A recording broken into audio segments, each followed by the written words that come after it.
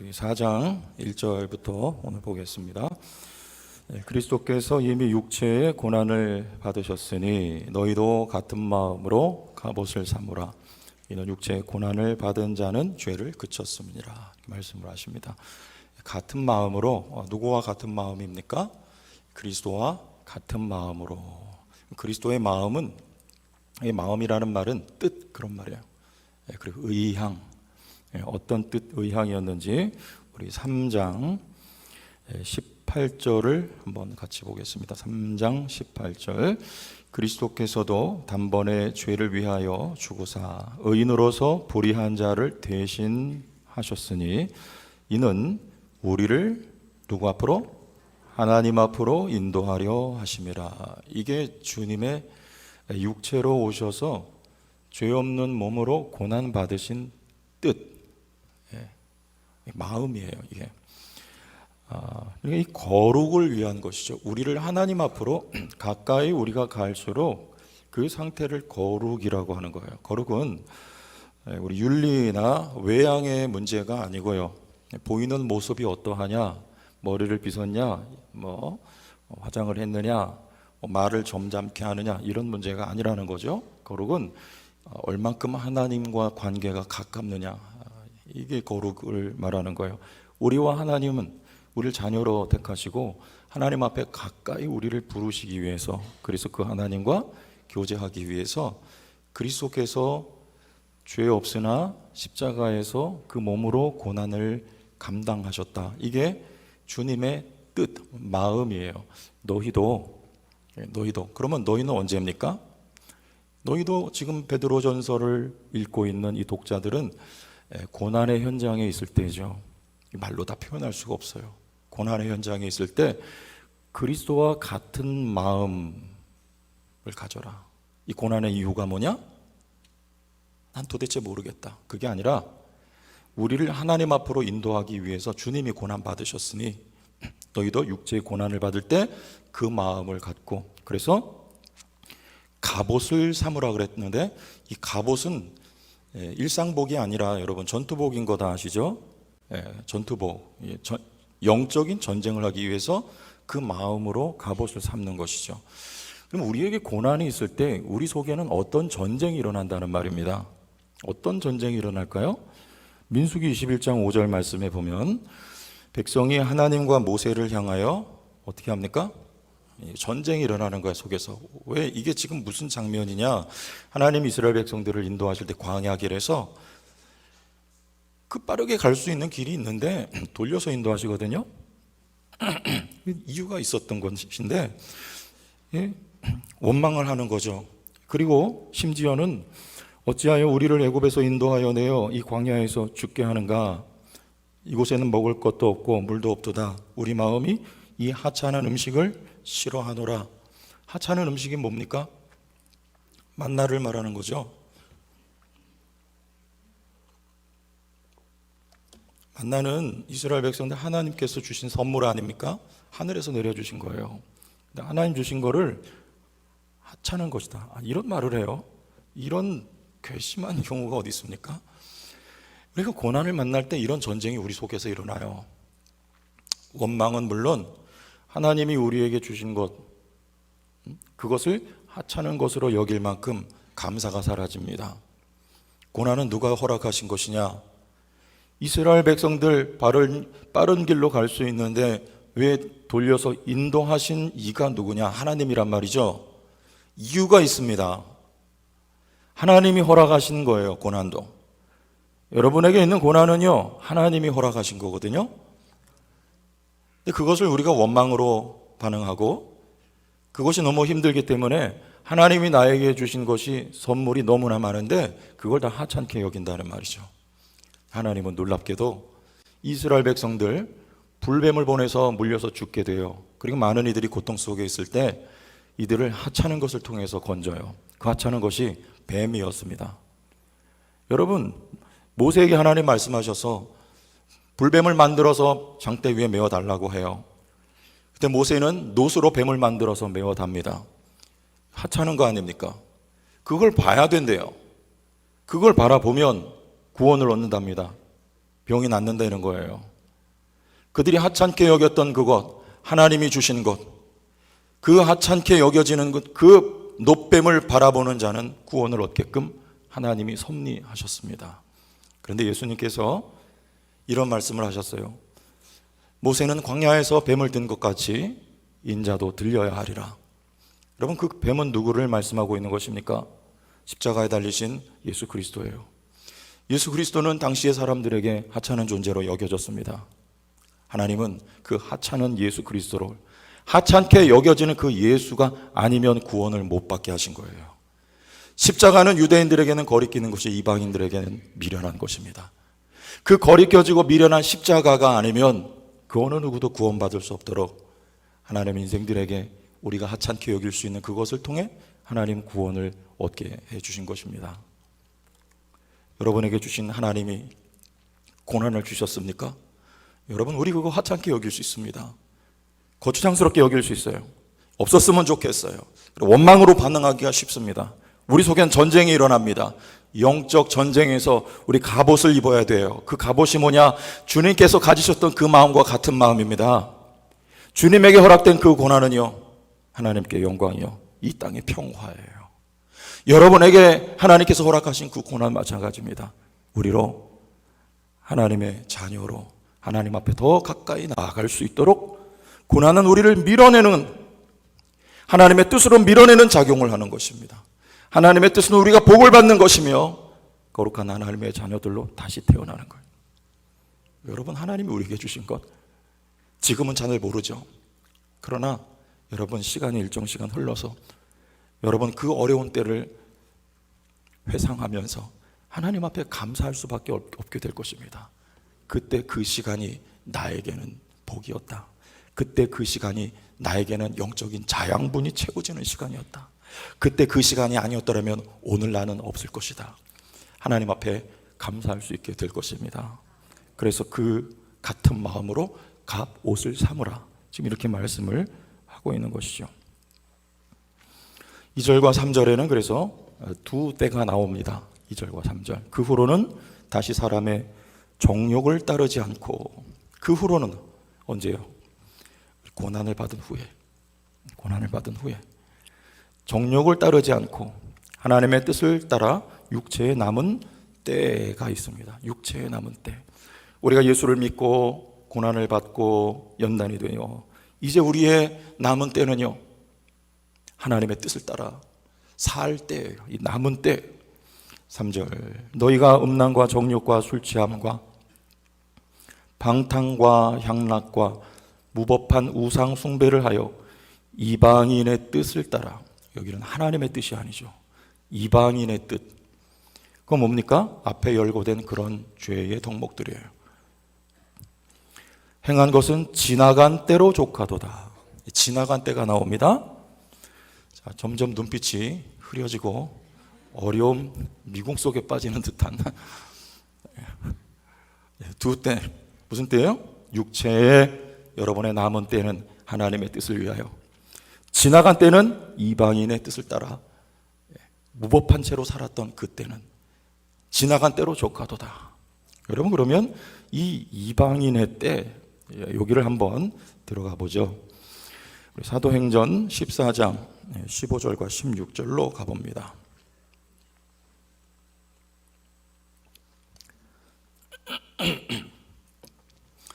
사도 바울이 이런 말을 해요. 이르되 여러분이요.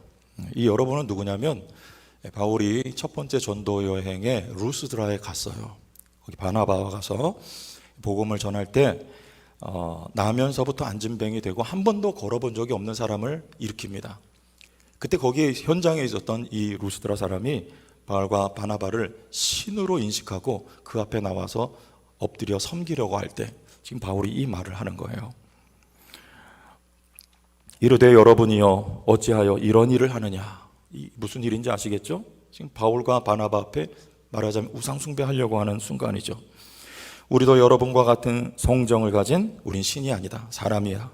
여러분에게 복음을 전하는 것은 이런 헛된 일을 버리고 천지와 바다와 그 가운데 만물을 지으시고 살아계신 하나님께로 돌아오게 함이라. 하나님이 같이 읽습니다. 시작. 하나님이 지나간 세대에는 모든 민족으로 자기들의 길들을 가게 방임하셨으나, 여기 모든 민족으로, 이방인이라는 말이에요. 이방인들을 하나님이 붙들지 않고 내버려 둔 때가 있어요. 방임하신 거예요. 내버려 둔 때. 하나님이 간섭하신다는 거 여러분 굉장히 큰 은혜예요. 여러분, 하나님이 붙들지 않고 막지 않고 간섭하지 않으면 우린 어디로 흘러갈지 모르는 인생들입니다. 예수 믿고도 마찬가지예요. 하나님 여러 가지 방법으로 간섭하세요. 질병일 수 있고, 때로는 예수 믿는 사람에게 이런 일이 있을까 하는 우환일 수 있고, 어려운 일일 수 있고, 길이 막히는 일일 수도 있어요. 하나님이 간섭하세요. 근데 우리를, 여러분, 하나님이 사랑하시기 때문에 여러분 붙드시는 거예요. 이방인들은요, 우리도 한때 이방인들 아니었습니까? 하나님이 간섭하셔서 오늘 여기 와서 앉아 계신 거예요. 이방인들은 방임하셨대요. 내어버려 두셨대요. 왜 내어버려 두셨을까요? 왜 유대인들만 하나님이 택하시고 붙드셨을까요? 이건 하나님의 구원 경륜입니다. 하나님의 뜻 가운데 있는 거예요. 먼저 부른 자가 있고 나중 부른 자가 있어요. 그런데 나중된 자가 먼저 되게 하시는 겁니다. 여기는 눌러놓고 이방인들에게 복음이 전해질 때 그들은 하나님이 놔두었기 때문에 어디로 흘러가는지 몰라요. 어두움입니다. 그런데 여러분, 창세기에 창조하실 때 빛을 먼저 만들었습니까? 어둠을 먼저 만들었습니까? No. 다시. 빛입니까? 어둠입니까? 어두움이죠. 어두움을 먼저 두시고 빛이 있으라 하심에 거기 빛이 생길 때 그 어두움이라고 하는 배경 때문에 빛이 더 드러나는 거예요. 여기 이방인들을 어둠 가운데 가둬놓으신 것은요, 여러분, 창세기의 그 하루는 욤이라는 말인데 이게 24시간입니까? 아니에요. 한 세대입니까? 그것도 몰라요. 어느 정도의 기간인지 이 하루는 모릅니다. 그러나 하나님께서 그 장구한 세월 가운데 창조를 하셨듯이 이 길고 긴 역사 가운데, 하나님의 섭리 가운데, 이방인들 가운데 하나님이 택한 자기 백성이 있어요. 그들을 하나님이 창조하시기 위해서, 구원하시기 위해서 한때는 어둠 가운데 가둬두시고, 빛이 왔으나 어둠이 깨달지 못하는데 그 어두운 자들 가운데 누군가는 깨닫는 자가 있단 말입니다. 영접하는 자, 곧 그 이름을 믿는 자가 있습니다. 그들에게는 하나님의 자녀가 되는 권세를 주시는 것입니다. 그래서 그 어둠 가운데 있던 사람들이 빛이 비칠 때, 아, 내가 어둠이었구나 라고 반응하는 사람들이 있어요. 그게 하나님이 창조하신 하나님의 백성들이에요. 내가 어둠인 걸 알아야 빛이신 그리스도를 영접하죠. 그때를 위해서 하나님 이들을 어둠 가운데 두셨던 때가 있었던 거예요. 그러나 너희도 이방인일 때 그렇게 살았던 때가 있었다. 그러나 지금 너희는 그 때는 지나간 때로 족하도다. 너희는 하나님의 자녀가 되었느니라. 너희는 하나님을 아는 지식이 있느니라. 지나간 때 하던 그 이방인의 뜻, 음란과 정욕과 술 취함과 방탕과 향락과 무법한 우상 숭배, 알지 못해서 행했던 그것들이 지금 너에게 어울리지 않는 옷이다. 그렇게 살 이유가 너에게는 없다.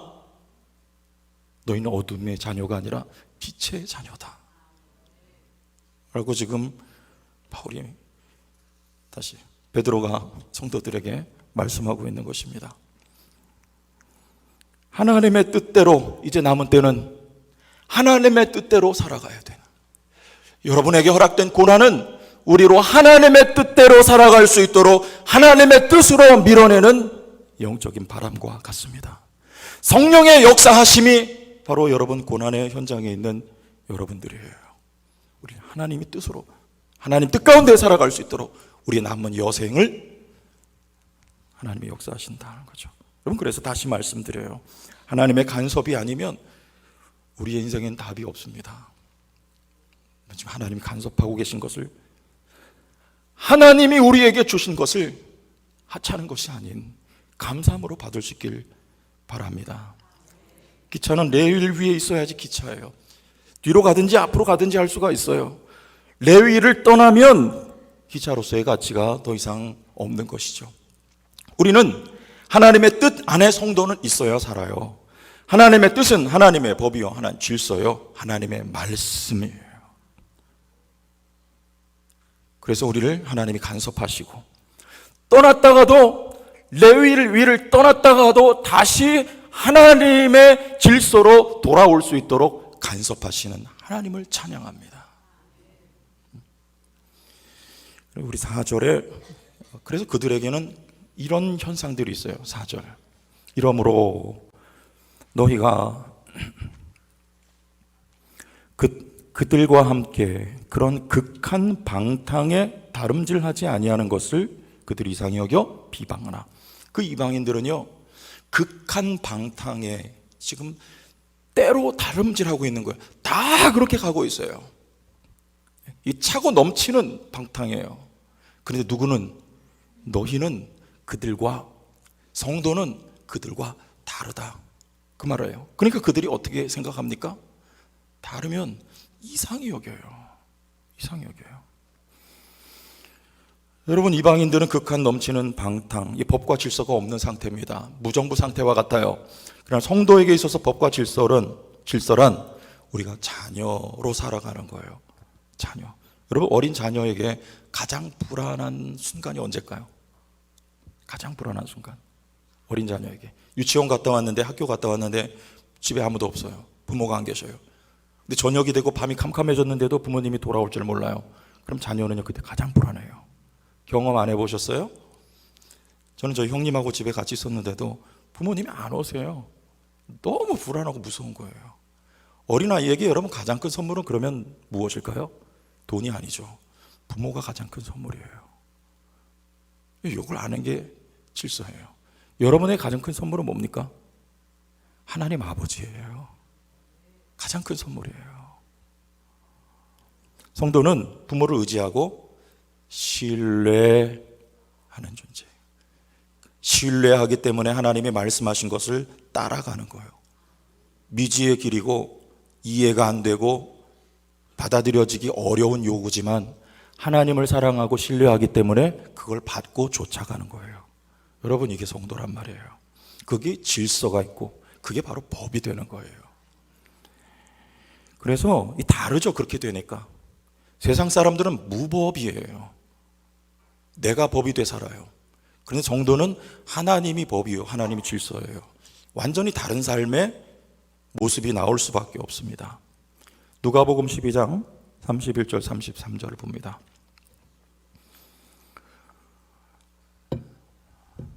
피곤하신 것 같으니까 여러분 한번 읽으십시오. 자, 다만 시작.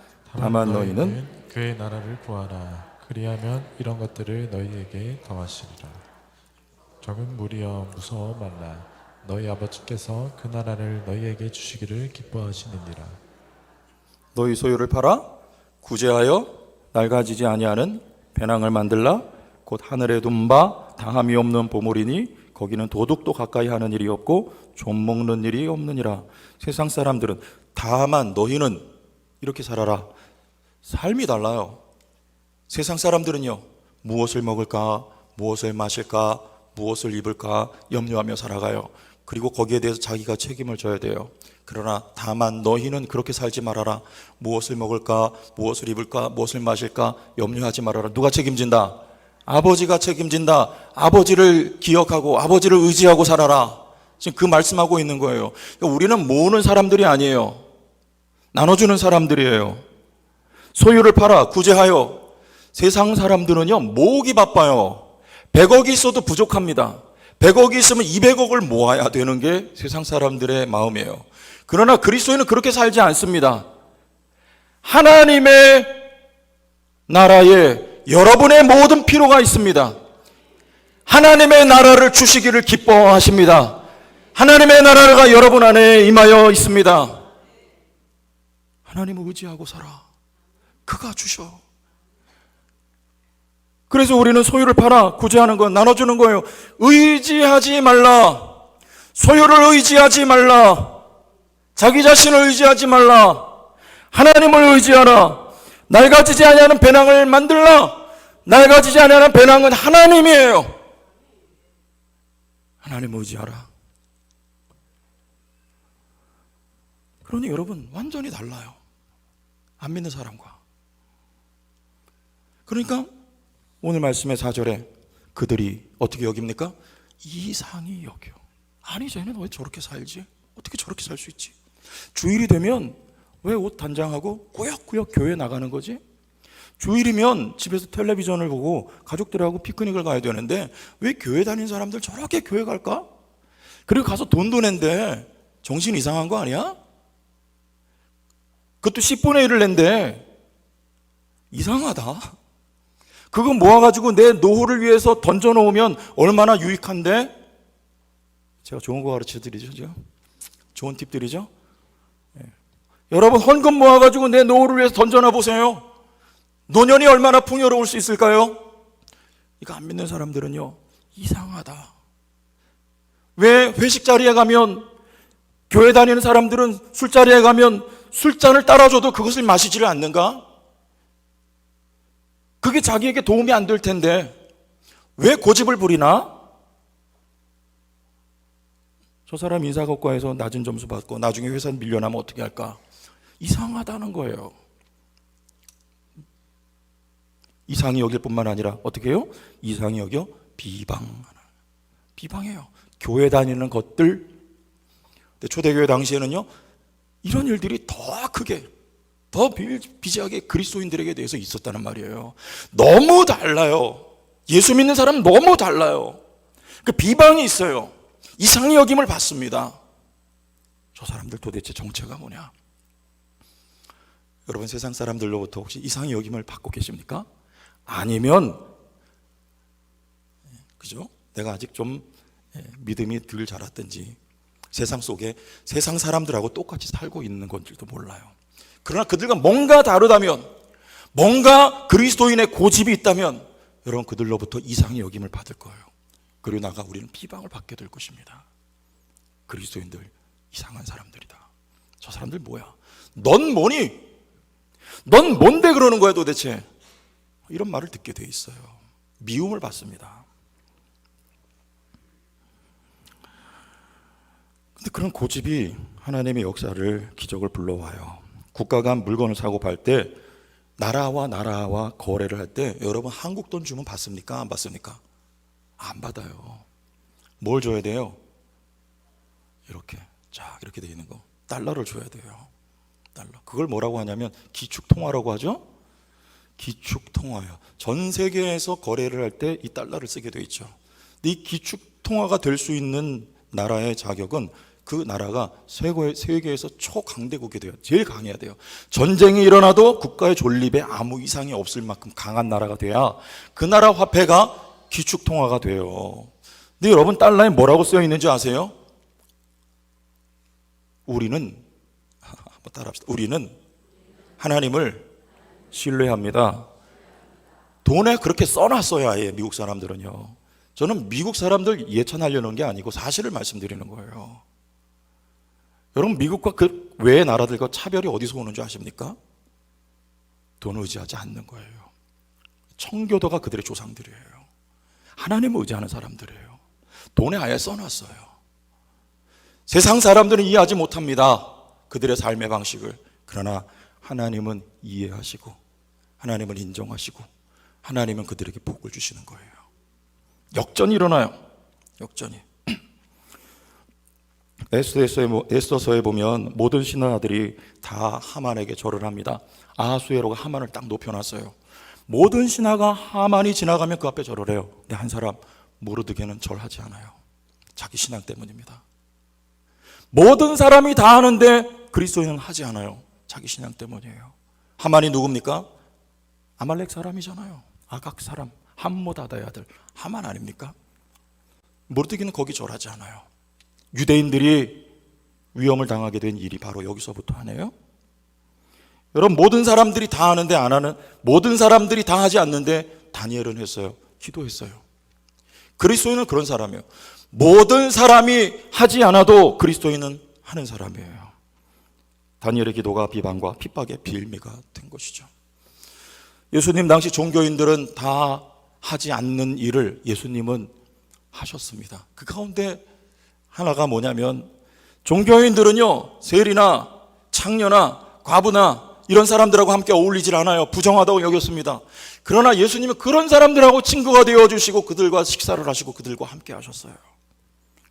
그 종교인들로부터 미움과 시기와 질투를 받죠. 달라요. 다른 거예요. 그러나 여러분, 이 세상에서 하늘의 법 위에 우리는요, 여러분의 시민권은 하늘에 있는, 하늘에 속한 자들, 하늘에 속한 택함 받은 거룩한 나그네들이에요. 그래서 우리는 하늘의 법을, 하늘의 질서를 따라 살아갈 때에 우리에게 불이익과 손해가 있어도 감수하며 살아가도 될 괜찮은 이유를 5절에서 말씀하고 있습니다. 5절 같이 읽읍시다. 5절 시작. 그들이 산자와 죽은 자를 심판하기로 매비하신 이에게 사실대로 고하리라. 무슨 말입니까? 산자와 죽은 자를 심판하시기로 예비하신 이가 누굽니까? 예수 그리스도예요. 그가 여러분 재판장 되시는 날이 와요. 그가 재판장이십니다. 예수를 누가 신문하고 누가 재판하고 누가 사형에 넘겨줬습니까? 본디오 빌라도죠. 그러나 이 날이 와요. 예수 그리스도께서 재판장이 되셔서 그 앞에 본디오 빌라도가 심판을 받는 날이 오는 거예요. 역전이 일어납니다. 그날 산자와 죽은 자를 심판하실 그날 역전의 날이 오기 때문에 여러분, 영화는 언제 끝납니까? 우리가 극장에 가서 가정에서 영화를 보다가 엔딩 크레딧이라고 하잖아요. 쭉 올라와요. 제작진, 출연진들이 쭉 이름이 올라오면 아, 이제 영화 끝났다 하고 자리에서 딱 일어서려고 하면, 근데 그때 짧은 영상이 또 탁 튀어나오죠. 그거를 쿠키 영상이라고 해요. 이 쿠키 영상은 용도가 뭐냐면 주로 속편이 있음을 알리기 위해서 끼워 넣은 영상이에요. 여기가 끝이 아니다, 속편이 있다, 이것을 알려주는 거예요. 여러분, 이 사도 바울이 속편을 암시하는 말을 했습니다. 우리 디모데후서 4장 8절로 가서 같이 한번 읽어봅시다. 이제 후로는 시작. 이제 후로는 나를 위하여 의의 면류관이 예비되었으므로 주 곧 의로우신 재판장이 그날에 내게 주실 것이며 내게만 아니라 주의 나타나심을 사모하는 모든 자에게도. 언제? 그날이 있어요.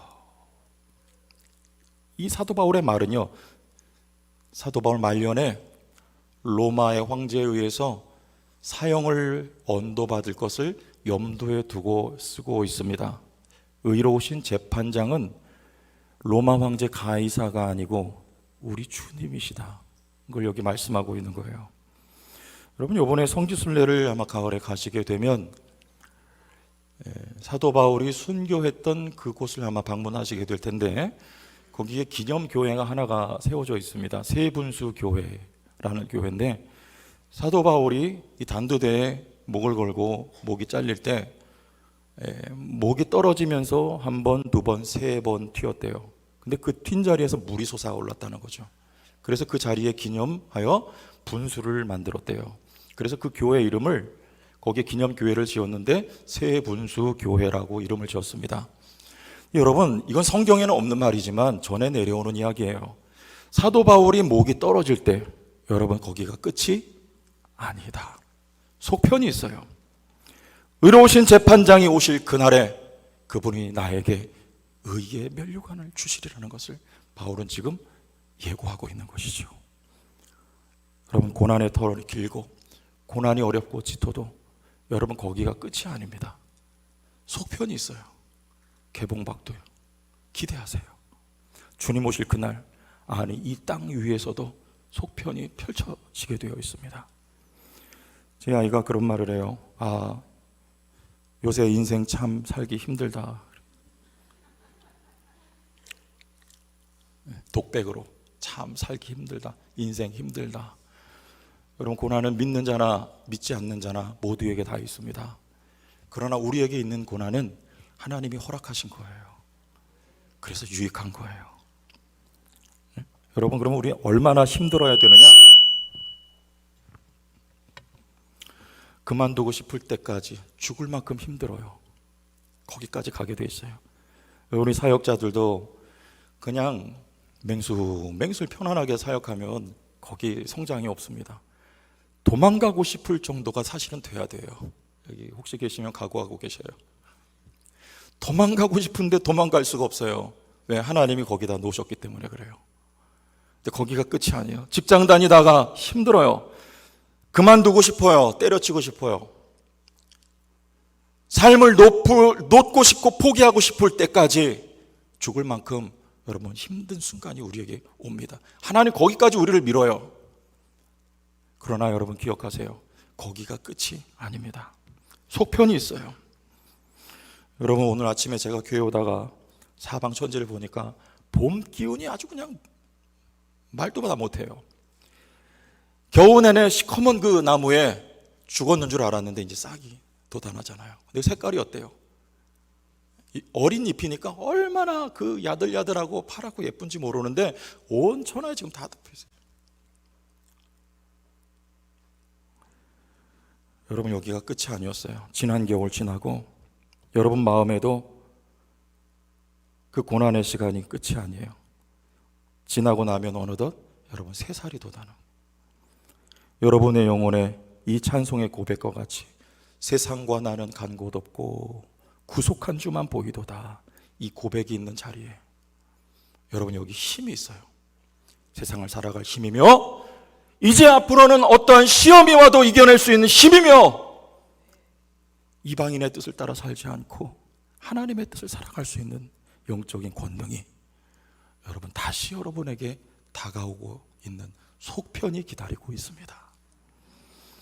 여러분 시작된 한 주도 이 봄날에 이 엄청난 에너지와 같은 그보다 더 큰 성령의 능력과 에너지에 사로잡혀서 주님의 말씀과 함께 걸어가는 승리하는 한 주가 되기를 예수님의 이름으로 축원합니다.